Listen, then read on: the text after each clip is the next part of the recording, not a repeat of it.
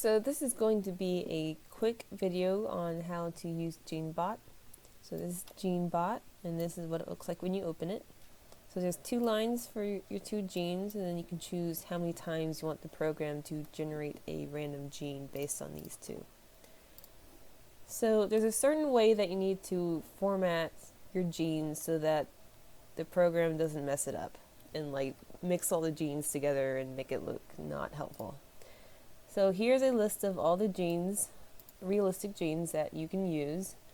So this is Extension, Agouti, Pearl and Cream, Dun, Roan, Champagne, Silver Dapple, Sooty, Flaxen, Pangaea, Gray, Tobiano, Overo, Sabino, Splash, Leopard Complex 1 and 2, Rabicano, and White. So here's my first gene I just chose randomly. So here's Sooty, Silver Dapple, Bay, Dun, Tobiano, Splash, and here is the actual genome itself. And here's the second one I chose, which is Gray on Pearl, Ivory, Gold, Champagne, Roan, Sabino, Tobiano. So there's a bunch of genes just to show you how it works, and now we're going to format them to make sure that the program reads it right. So I'm just going to copy and paste the big line of genes twice. So the first one will be for this one, and then the second line will be for the second one. So do the first one first. So I'm going to go through this line one gene at a time and make it match what is here. So I see Extension, we have one dominant and one recessive. Agouti, we have two dominant normal copies. You can use like AT and A+, by the way. So there's no Cream or Pearl. So instead of this, I'm going to have NN. And NN just means that there's no copies at all, and the program will take this out of your genome for you. So ND, there's no Roan, there's no Champagne, there's two dominant copies of Silver, that's good. There's one Sooty, there's no Flaxen, there's no Pangaea, there's no Gray, there's one Tobiano, there's no Overo, there's no Sabino, there's one copy of Splash, there's no Leopard Complexes, there's no Rabicano, and there's no dominant White. Alright, so here's the first one. As you see, I've just gone through any genes that aren't present, replace them with NN. Anytime there's only one copy of a gene, go ahead and just put an N like in front of it, like I did on Splash. Alright, so now we're here for the second one.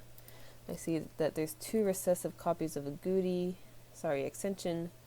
There's one recessive copy of Agouti. There's a Pearl and a Cream. And if you have a Pearl and a Cream, since they occupy the same slot, you want to make sure the Pearl is first and Cream is second.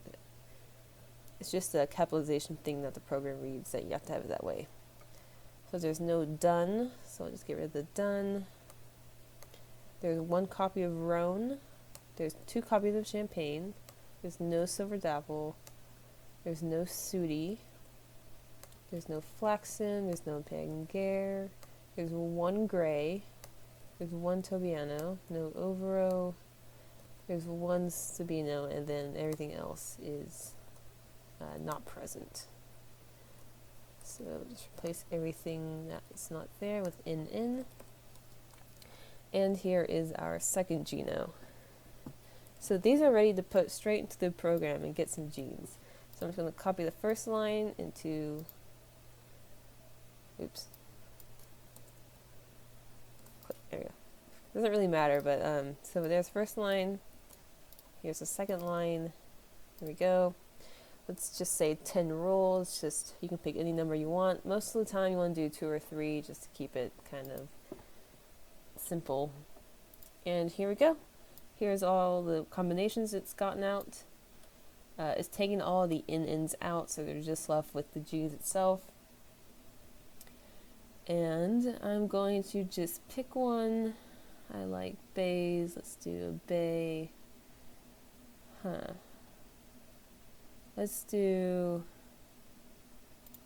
I'll just copy this one. You can copy straight from the program. Alright, so what do I have? I have I'm going to go ahead and change these around to what we're used to. Alright, so EEAA, so that's Bay. Pearl on Bay does nothing. One copy of Pearl does nothing. So that's Bay Dun, Roan. Champagne and Bay is a Amber Champagne. So Amber, Champagne, Dun, Roan, Silver Dapple, Sooty, Splash, and everything is gray. So that's the Geno I got from these two using the program. I really love this program. It's a lot of fun to play with. The only tricky part is getting, this part. So I would suggest that if you feel like you might use GeneBot for your horses in the future, I would go ahead and get this Geno for your horse and just keep it somewhere on its profile maybe, so that you and others can easily copy it just straight into the program and use it. So this is GeneBot. This is what you need to do. Hopefully this has made sense. If you have any questions, please ask me, and also keep in mind that there are a few things that you need to remember if you are using this program, just to make sure that it's reading all your genes right, so it doesn't crash. So that's it. If you have any questions, again, please ask, and I hope you enjoy it.